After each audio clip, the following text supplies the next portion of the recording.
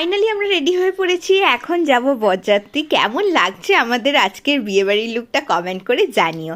এই যে আমরা উঠে পড়েছি গাড়িতে, সবাই কিন্তু বরযাত্রী যাওয়ার জন্য রেডি। এইবার গাড়ি ছাড়বে আর আমাদের লোকেশন ছিল ওই 1-1.5 ঘন্টার ডিস্টেন্সে, যার জন্য কিন্তু আমরা একটু টেনশনেই ছিলাম যে যদি রাস্তায় জ্যামে পড়ি কখন গিয়ে পৌঁছাবো তার নেই ঠিক। 5:30টায় গাড়ি ছাড়ার কথা ছিল, কিন্তু সেই গাড়ি ছাড়তে ছাড়তে ওই 6:30 মতন বেজেই গেছিলো।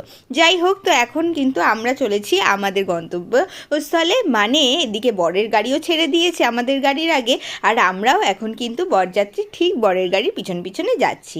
কিন্তু রাস্তায় হঠাৎ কি হয়েছিল জানি না, সেই ড্রাইভার রাস্তা ভুলঠুল করে একসার কাণ্ড, যেখানে আমাদের যেই লোকেশানে পৌঁছে থেকে 1 থেকে 1.5 ঘন্টা লাগার কথা, সেখানে আমরা 3.5 ঘন্টা রাস্তায় কাটিয়েছি। যাই হোক, সবাই মিলে গরমে সবার অবস্থা খুব খারাপ হয়ে গেছিলো।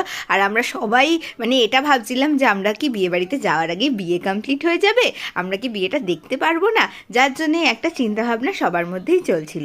কিন্তু ফাইনালি কিন্তু এখন আমরা পৌঁছে গেছি। বাসে করে দূরের বিয়েবাড়িতে যাওয়ার মজাই কিন্তু একটা আলাদা, তাই না? তো সেই রকমই মজা করতে করতে ফাইনালি আমরা চলে এসেছি।